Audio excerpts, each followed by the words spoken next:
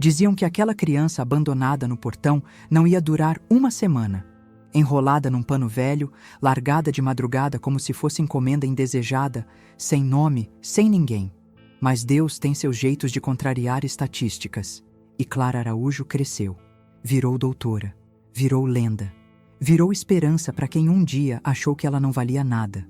Hoje, os poderosos tiram o chapéu, jornalistas imploram por entrevista, mas ela prefere o silêncio, porque tem coisas que nem a fama resolve. Tipo aquele aperto no peito que veio do nada, bem no dia em que ela desceu a viela do Jardim Vitória e cruzou com um menino de olhar igual ao dela, quando tinha só uns anos de vida e nenhum colo para chamar de seu. O menino tentava vender bala, equilibrando uma caixa rasgada e uma vontade enorme de não desistir. Quando tentou pegar escondido uma marmita na ONG, os voluntários se assustaram. Mas Clara não. Clara viu mais que um furto, viu um pedido, um sinal. E quando ele falou o nome da mãe, Jussara, ela sentiu a espinha gelar. Já tinha ouvido esse nome antes, em algum registro antigo, escondido no passado que ela jurou nunca mais encarar. Será que aquele menino, de chinelo furado e olhar valente, era só mais um caso para ajudar? Ou será que dessa vez era a vida chamando ela para voltar, não para o passado, mas para a verdade? Dona Neuza era daquelas mulheres que já tinham visto de tudo na vida. Viúva desde cedo, morava sozinha num barraco colado ao muro da rua principal do Jardim Vitória, lá onde a favela encosta no mato. Naquela madrugada abafada, foi o latido do cachorro que a acordou. Primeiro, pensou que fosse algum bicho, um gambá talvez, mas quando olhou pela fresta da porta, viu o que não esperava: um lençol azul, sujo de barro, largado bem no portão de madeira torta, e dentro um choro miudinho, bem baixinho, quase pedindo desculpa por existir. Tremeu ao se aproximar. Abriu o pano com cuidado e deu de cara com o rostinho amassado de uma recém-nascida. Morena, pequenininha, de olhinho fechado e boca fazendo biquinho. No colo, um papel dobrado, escrito com caneta falhada. Me perdoe, cuida dela se puder. Foi como se o chão abrisse. Dona Neuza levou a mão à boca, olhou para o céu escuro e murmurou: meu Deus, o que eu faço agora? Não demorou para chamar a vizinha, depois o vizinho, e logo o beco se encheu de cochichos, olhares, julgamento. Quem faria uma coisa dessas? É filha de alguma das meninas novas, certeza. Tadinha, nasceu sem culpa nenhuma. Naquela manhã mesmo, a menina foi levada pela assistência social. Chorava baixinho no colo da mulher de colete, enquanto o carro descia as ruas de pedra da comunidade. Acabou indo parar num orfanato simples na Zona Leste, daqueles onde o tempo parece andar mais devagar. As paredes descascadas, o cheiro de sabão e comida requentada, os brinquedos doados espalhados pelos cantos. Mas tinha afeto, tinha esforço. E Clara, foi esse o nome que deram, cresceu ali, sem pai, sem mãe, sem notícia de ninguém. Nunca recebeu uma visita, um presente, um bilhete sequer. Era como se o mundo tivesse esquecido que ela existia. Desde pequena, Clara era diferente, quietinha, observadora, com um jeito de quem escutava o que ninguém falava. Apanhava das outras crianças e não chorava. Quando ganhava doce, guardava. Quando via alguém triste, ela chegava perto sem dizer nada.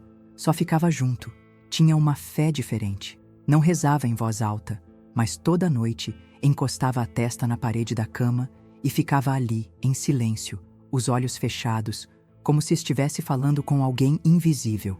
De vez em quando, uma senhora idosa vinha no portão do orfanato. Trazia bolinho caseiro, roupa usada, carinho. Sentava no banco de cimento e puxava a conversa. Quando via Clara, abria um sorriso e dizia: você tem estrela, menina. Deus ainda vai te usar bonito. Clara não sabia o nome dela, nem de onde vinha. Só sabia que, perto daquela senhora, o coração ficava calmo. O tempo passou. Os anos corriam, mas o portão do orfanato continuava igual, enferrujado, duro, se abrindo para muitos e fechando para ela. Cada aniversário era igual. Clara esperava em silêncio. Talvez alguém aparecesse, talvez uma carta, um sinal, mas nunca vinha. Só o vento soprando e o mesmo silêncio que a recebeu no dia que chegou. Foi assim que nasceu a Clara que o mundo ia conhecer, firme, mas com um vazio que nem os livros conseguiram preencher. desconfiada, mas generosa, com uma cicatriz que aprendeu a esconder atrás de postura, disciplina e silêncio. Porque mesmo que tivessem largado ela num portão, Clara não era pouca coisa não. Ela só estava esperando a hora certa de mostrar. Na rotina do orfanato, tudo tinha hora. Hora de acordar, hora de comer, hora de rezar, hora de calar. As freiras eram firmes, algumas até carinhosas, mas o dia a dia era puxado. Clara aprendeu cedo que não podia contar com muito, nem carinho demais, nem moleza. A vida era no compasso da disciplina, e qualquer desvio custava castigo. Ficar sem sobremesa, sem brinquedo, sem a história antes de dormir. Só que Clara, ela nunca gostou de chorar na frente dos outros. Guardava tudo por dentro, como se nem doesse. As outras meninas brigavam, choravam, sonhavam alto. Clara era diferente. Estudiosa, quieta, concentrada. Quando ganhava um livro, era como se o mundo abrisse uma janela só para ela. Passava horas devorando palavras, tentando entender tudo. As leis, os direitos, as histórias de gente grande que resolvia coisa séria. Tinha uma fome de saber que vinha de algum lugar que nem ela sabia explicar. Talvez fosse um jeito de fugir. Talvez fosse só a esperança disfarçada. Tinha dias que a solidão batia forte, especialmente quando chegava o domingo. As famílias vinham visitar as crianças, levavam para passear, traziam presente. Clara ficava no pátio, fingindo que lia. Mas os olhos sempre espiavam o portão. Nunca abriu para ela, nem uma vez. Às vezes, na madrugada, ela acordava suada, com um nome preso na garganta que nem sabia de onde vinha. Jussara. Só isso. Um nome solto, perdido, como se estivesse enterrado em algum lugar da memória. As freiras diziam que Deus tinha um plano para cada um. E Clara, mesmo com a desconfiança de quem apanhou da vida cedo, acreditava, à sua maneira. Não rezava alto, não fazia cena, mas toda noite, antes de dormir, encostava a testa na parede, fechava os olhos, às vezes nem pedia nada, só ficava ali, como se alguém escutasse. E quem via de fora achava que era só mania, mas ali dentro era fé, fé calada, mas firme. Um dia, aos 9 anos, depois de uma briga no pátio, Clara levou um corte feio no braço, sangrou, chorou escondido. A freira responsável limpou, fez curativo, mas foi a tal senhora do portão que apareceu no fim da tarde com um pano bordado e um potinho de pomada natural. Sentou com Clara no degrau da entrada e disse, olhando bem nos olhos dela: "Cada cicatriz que você carrega vai virar coragem amanhã." E Clara acreditou. Guardou aquelas palavras como se fossem ouro. Foi nessa fase que ela prometeu para si mesma: ninguém mais ia machucar ela. Ninguém mais ia decidir por ela. Ia estudar, crescer, vencer. Não para esfregar na cara de ninguém, mas para nunca mais depender de olhar nenhum de pena. E assim foi. Cada página lida, cada nota boa, era um passo a mais na estrada que Clara estava abrindo com as próprias mãos. Quando completou 12 anos, ganhou uma bolsa num colégio bom da rede pública, depois de tirar nota máxima numa prova estadual. As freiras vibraram. A tal senhora do portão chorou baixinho. E Clara, com a mochila nas costas e os olhos duros, só pensava em uma coisa: não vou parar. Porque no fundo, bem no fundo, ela já sabia.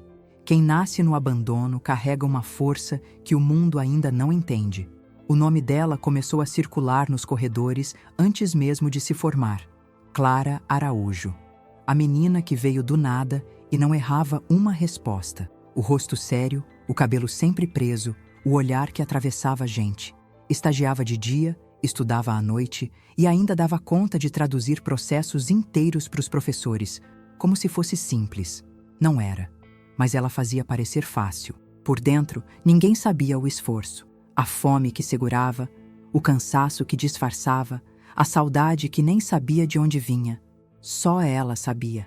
Quando se formou, não teve festa, só um terno alugado, um salto emprestado e o diploma nas mãos. Sorriu pouco, mas sorriu. Era a primeira vez que sentia o sabor da vitória de verdade. Entrou no mundo jurídico com os 2 pés e nenhuma dúvida. Ia ser a melhor. E foi. Em poucos anos, Clara virou referência. Advogada criminalista de elite, Temida nos tribunais, contratada por empresários, políticos, artistas. O nome dela estampava manchetes, mas sua vida seguia discreta. O passado? Enterrado. Ou pelo menos, era o que ela achava. O escritório dela no centro de São Paulo parecia coisa de filme. Vidros, mármore, livros empilhados em estantes gigantes, secretária trilíngue, café importado, reuniões que valiam milhões. Mas nem ali, no topo do sucesso, Clara relaxava. Sempre elegante, sempre firme, sempre controlando tudo. Ninguém sabia de onde ela veio, e ela fazia questão de manter assim. Era como se sua história tivesse começado na faculdade. Antes disso, silêncio. Mas nem tudo era sobre grana ou prestígio. Lá no fundo, Clara carregava uma promessa antiga: devolver. Não para aparecer, não para se redimir, mas porque sabia que alguém lá em cima tinha cuidado dela, mesmo sem rosto. Por isso criou a ONG. Pequena, discreta, escondida nas comunidades onde o judiciário raramente pisa. Ali, jovens acusados injustamente encontravam defesa. Mães desesperadas ganhavam orientação. Era pouco, mas era firme. E ela acompanhava tudo de perto, mesmo sem alarde. Às vezes, surgia uma lembrança, um cheiro, um portão, um nome. Mas Clara engolia.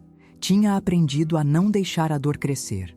Só que a verdade é que por mais que se suba, o que está mal resolvido lá embaixo, uma hora aparece. E foi numa tarde qualquer, abafada, fora do roteiro, que tudo começou a virar. Clara decidiu visitar a sede da ONG sem avisar. Só queria ver como andava, conversar com os voluntários. Mas no meio do caminho, sentiu sede. Pediu para o motorista parar perto de um mercadinho local. Desceu sozinha, como fazia às vezes, para lembrar que ainda era gente. E ali, na esquina da viela, viu o menino. Pequeno, magrelo, cabelo bagunçado, segurando uma caixa de papelão com um saco de bala dentro. Tentava vender para os carros no sinal, correndo entre eles com mais coragem do que juízo. Clara parou.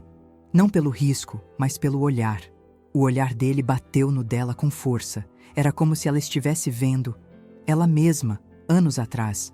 Um vazio cheio de força, uma dor calada, misturada com esperança. Ela comprou a água, voltou para o carro, mas não esqueceu o rosto do menino.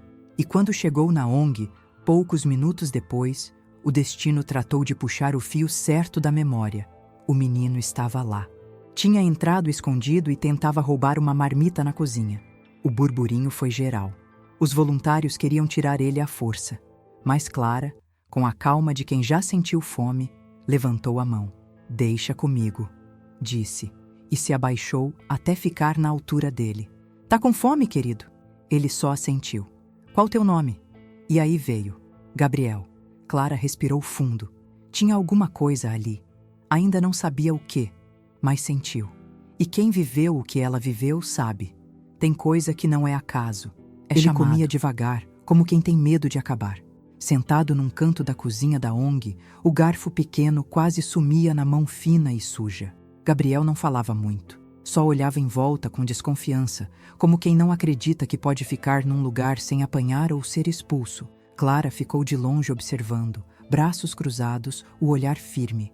Mas por dentro, o coração dela estava acelerado de um jeito estranho. Não era só pena, era reconhecimento.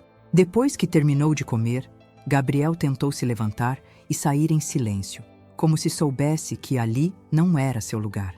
Clara se aproximou devagar. "Calma, pode ficar mais um pouco. A gente quer conversar, tá bom?" Ele ficou parado, sem saber se confiava, até que sentou de novo, com a cabeça baixa.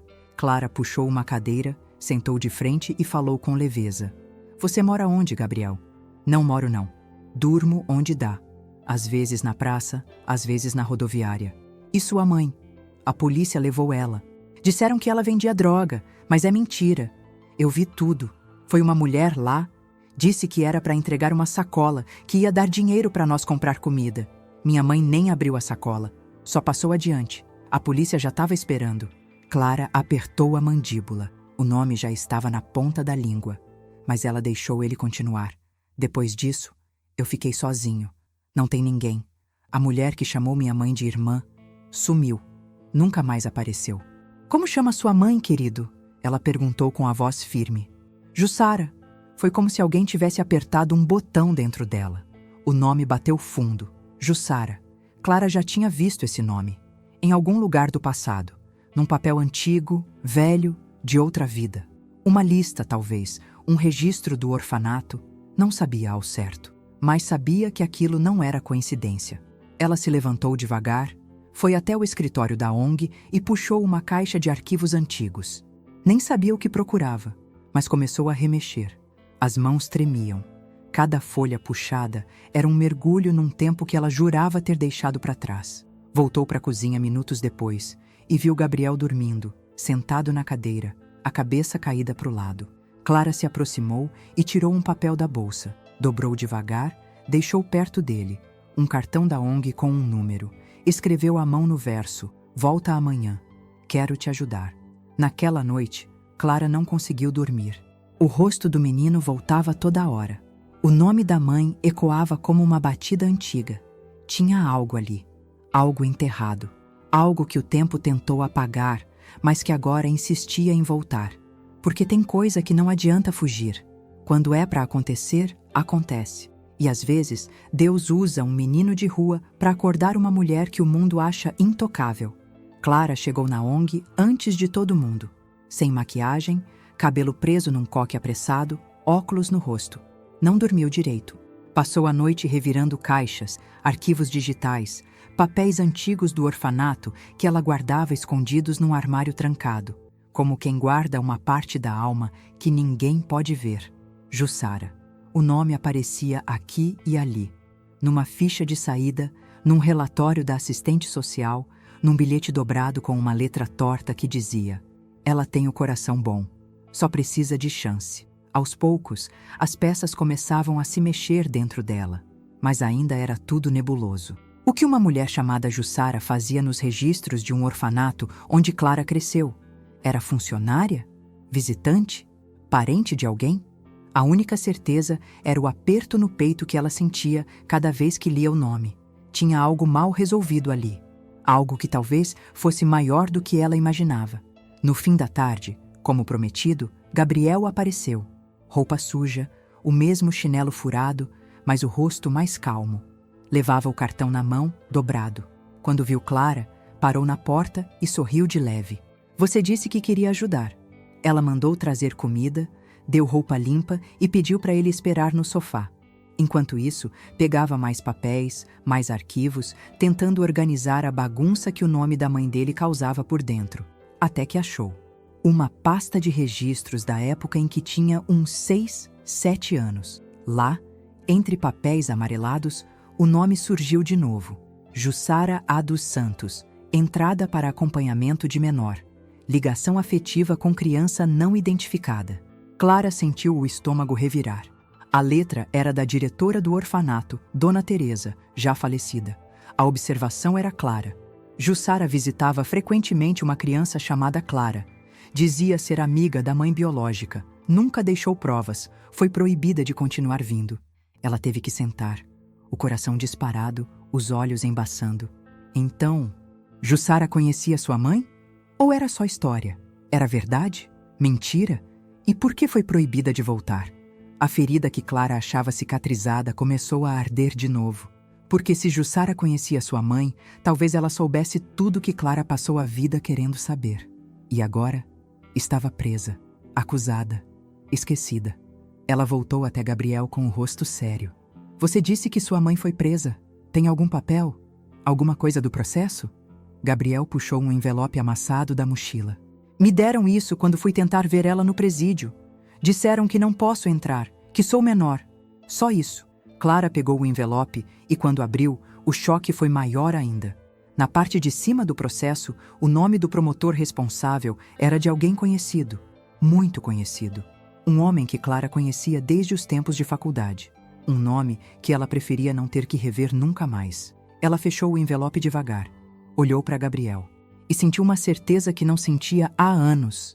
Ela ia descobrir a verdade. Não só pela mãe dele, mas por ela mesma. Porque tem nome que não é só nome, é início de tudo. O processo de Jussara não era só injusto, era mal contado. Clara passou a madrugada inteira estudando cada linha, cada anexo, cada depoimento. Tudo cheirava a armação. Não tinha flagrante verdadeiro, não tinha investigação consistente. Era como se alguém tivesse pressa em colocar um ponto final naquela história. E quanto mais Clara lia, mais a sensação crescia. Aquilo não era sobre tráfico, era sobre silenciar alguém. No meio dos autos, uma foto antiga caiu do envelope. Mostrava Jussara jovem, sorrindo, ao lado de uma mulher com o rosto meio virado, cabelo preso, barriga de grávida aparente. O verso tinha uma anotação quase apagada. No chá da Cida, Jardim Vitória. Clara sentiu o coração acelerar. Cida era o nome da mulher que, segundo um bilhete que ela ainda guardava, poderia ter sido sua mãe. Um nome que nunca conseguiu ligar a nada, só a um vazio. Mas agora, tudo começava a se conectar. Guardou a foto com cuidado e ligou para Selma, sua assistente de confiança na ONG. Pediu para levantar tudo o que conseguisse sobre Jussara, Cida e qualquer registro de nascimento ou denúncia na região do Jardim Vitória por volta do ano em que nasceu.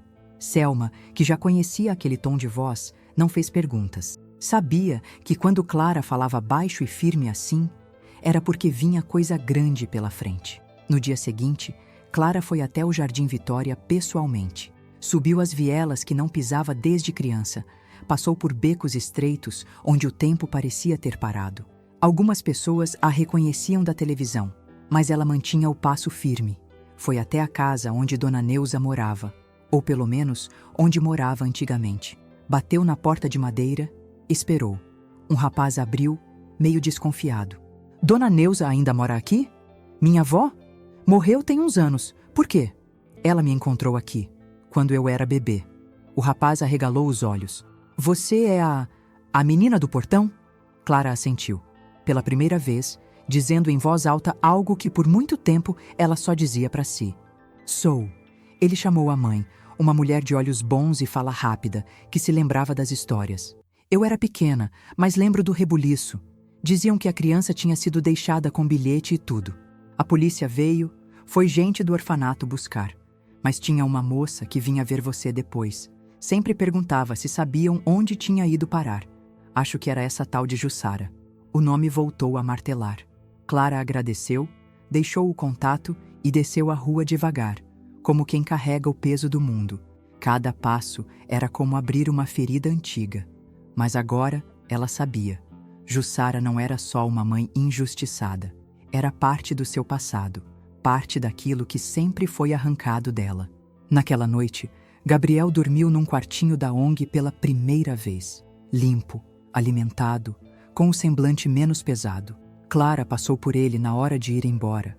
Cobriu o menino com um lençol leve e ficou um tempo ali, olhando. Aquele garoto, sem saber, estava levando ela de volta para um lugar que nunca teve coragem de revisitar.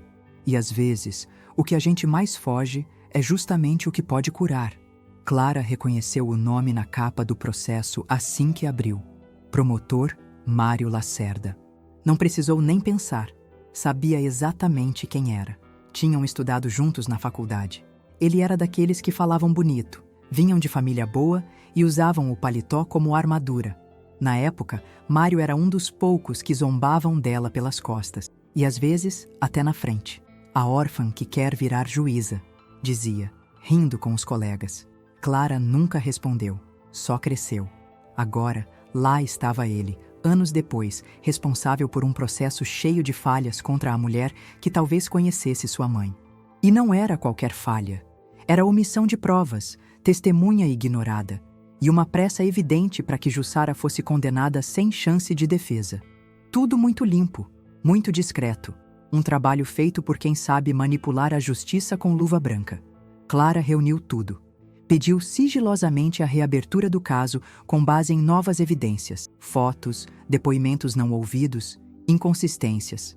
Usou o próprio nome, peso e influência, mas sem alarde. Sabia que Mário era poderoso, bem conectado. Sabia que mexer ali podia custar caro, mas também sabia que dessa vez não dava para recuar. Ao mesmo tempo, mais peças do passado começavam a surgir. Selma conseguiu localizar uma mulher idosa chamada Iracema. ex-funcionária do orfanato na época da infância de Clara. Foi até ela, no interior. A senhora, de mãos trêmulas e memória ainda viva, contou tudo o que lembrava. Tinha uma moça que vinha escondida ver uma das meninas. Dizia que era da família da mãe, mas nunca provou. Chamava-se Jussara. Um dia, o promotor Mário apareceu por lá, ainda novo. Conversou com a diretora, depois disso proibiram a moça de voltar. Clara sentiu um gelo. O mesmo homem que hoje queria enterrar Jussara numa condenação sem saída, já tinha feito ela desaparecer do seu passado. Era isso. Mário sabia de algo. Talvez soubesse desde sempre. Ela voltou para São Paulo com a cabeça fervendo. No caminho, ligou para uma colega da Defensoria Pública. Pediu acesso a documentos antigos. Precisava de tudo que conectasse Mário àquela história, a qualquer custo. Naquela noite, Gabriel perguntou se Clara ia conseguir soltar a mãe dele. Ela ficou em silêncio por alguns segundos. Depois, abaixou e disse: "Vou tentar com tudo o que tenho. E se Deus quiser, a verdade vai vir." O menino abraçou ela de repente, forte, como se fosse uma despedida ou um pedido. Clara segurou o choro. Tinha enfrentado juízes, advogados, jornalistas, mas nunca o próprio passado. Agora, não dava mais para fugir, porque tinha um homem que tentou apagar ela do mundo, mas a história não se deixa apagar tão fácil assim. O dia da audiência extraordinária chegou com um silêncio diferente. Clara acordou antes do sol, sentou na beira da cama, olhou para o nada e respirou fundo. Era como se cada parte do seu corpo soubesse que aquele não seria um dia comum. Separou a roupa com cuidado, terno azul escuro, discreto, elegante. Prendeu o cabelo com firmeza, como quem veste armadura. Mas por dentro, levava um furacão. Gabriel ficou na ONG, acompanhado de Selma. Clara achou melhor assim. Prometeu que voltava com notícias boas. Ele só perguntou: "Você acha que ela vai lembrar de mim?" E Clara respondeu com o olhar: "Vai sim, querido. Ela nunca te esqueceu." No tribunal, os corredores cheiravam a café frio e tensão. Do outro lado, Mário Lacerda aguardava com o mesmo sorriso arrogante de sempre. Quando viu Clara, fingiu surpresa. "Doutora Araújo? Que honra!" Mas ela não retribuiu. Não era hora de gentileza. A audiência era sobre o pedido de revisão do processo de Jussara. Clara apresentou as provas novas, a foto, o histórico de omissão de testemunhas, o passado de perseguição velada. O juiz, experiente, ouviu tudo em silêncio. Mário tentou rebater. Disse que a promotoria agiu com base nos fatos, mas Clara foi além. Mostrou as ligações antigas dele com a diretora do orfanato. Expôs o histórico de interferência que ele teve na época. Essa mulher, Vossa Excelência, foi usada, foi traída e foi enterrada judicialmente por quem tinha medo do que ela podia revelar, inclusive sobre mim. O tribunal ficou em silêncio. Pela primeira vez, Clara falava publicamente sobre seu abandono, sobre Jussara ter sido uma possível ponte com sua mãe biológica. Lutar por ela é lutar pela minha história também. A juíza pediu tempo para analisar, mas o clima já tinha mudado. Até os olhos mais frios na sala reconheciam. Ali não era só um caso, era um resgate. Na saída, Clara andou devagar até o carro. O sol batia forte. Quando entrou, fechou os olhos. Pela primeira vez em muito tempo, sentiu leveza, porque, independentemente da sentença, ela tinha feito o que era certo. Por Jussara, por Gabriel, por si. Na ONG, ao ver Clara chegar, Gabriel correu. "E aí?" Ela se abaixou, segurou o rosto dele com as duas mãos e disse: "A gente abriu a porta. Agora é só esperar a justiça passar por ela." E naquele momento, olhando para aquele menino que apareceu do nada e virou tudo, Clara soube. Não era mais só advogada. Era cura. 2 semanas se passaram desde a audiência. Gabriel perguntava todo dia: "Já saiu a resposta?" E Clara respondia sempre do mesmo jeito: "A justiça demora, mas quando vem, vem do jeito certo." Por dentro, ela também estava ansiosa, mas aprendeu com a vida que algumas respostas só chegam quando a gente está preparado para ouvir. Naquela manhã de sexta, o telefone tocou cedo. Era o cartório do tribunal. A juíza havia deferido a reabertura do processo de Jussara. Uma nova audiência seria marcada para escutar testemunhas esquecidas e revisar toda a condenação. Clara agradeceu com a voz embargada. Mal desligou e Gabriel já estava na porta da sala, como se soubesse. Vai ter outra chance, né? Clara sorriu. Vai, e dessa vez, com voz. No dia marcado, o tribunal estava lotado.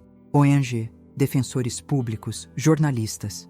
Todos queriam ver a famosa Clara Araújo defendendo uma mulher invisível para o sistema. Jussara foi trazida escoltada, algemada. O rosto envelhecido pelo sofrimento, mas os olhos ainda firmes. Quando viu Clara, hesitou. Quando viu Gabriel, chorou.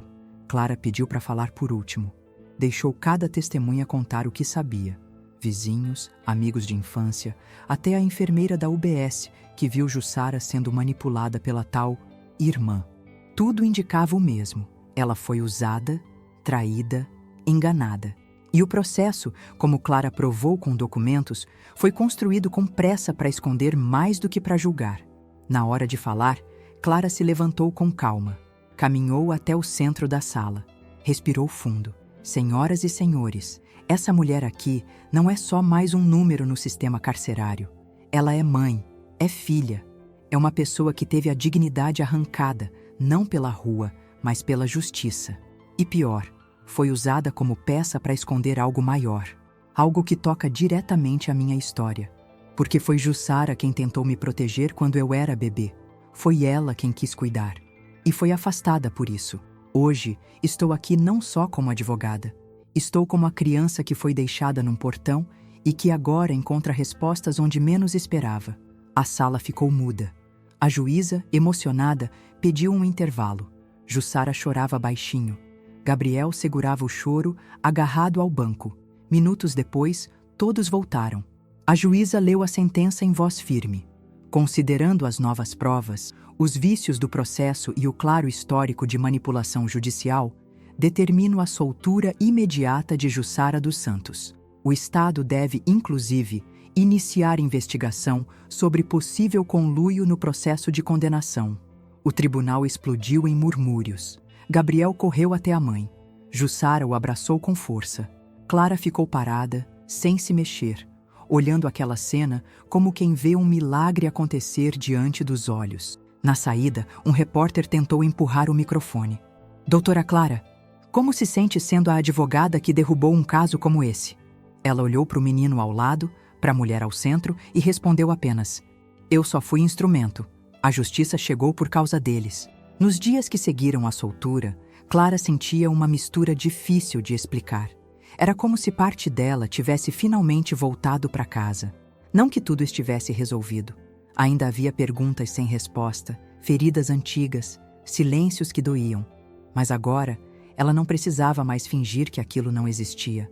Jussara foi acolhida na ONG, enquanto aguardava os trâmites finais da revisão do processo e o início da investigação contra Mário Lacerda. A imprensa insistia em entrevistas, manchetes, documentários. Clara recusava quase todos, preferia o silêncio do que a exposição. Já bastava tudo o que a vida dela gritou sem que ela tivesse voz. Num fim de tarde, sentadas no pátio da ONG, Jussara e Clara ficaram frente a frente, pela primeira vez, com calma, sem processo, sem advogado, sem grades entre elas. Eu tentei voltar no orfanato tantas vezes, disse Jussara, a voz trêmula. Mas eles me impediram. Diziam que eu era perigo para você, que eu não tinha prova de nada. Você conheceu minha mãe? Clara perguntou. Era a pergunta que carregava desde sempre. Conheci. A Cida, minha amiga de infância. Ela estava grávida de você quando sumiu. Fui atrás, procurei, mas depois... Só soube que deixaram uma criança no portão. Eu fui lá. Era você. Eu sabia. Mas ninguém me deixou ficar. E eu falhei. Clara abaixou a cabeça. Sentiu as lágrimas chegarem sem pedir licença. Mas dessa vez, não tentou segurar. Você não falhou. Você foi a única que tentou. Jussara segurou a mão dela com força. Deus é bom, Clara.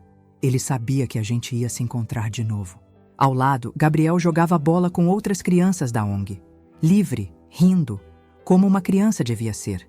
Clara olhou para ele e entendeu. Era aquilo. Tudo levava até ali.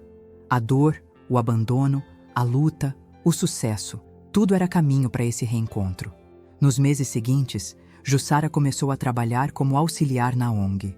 Gabriel voltou a estudar. E Clara começou a aparecer mais por lá.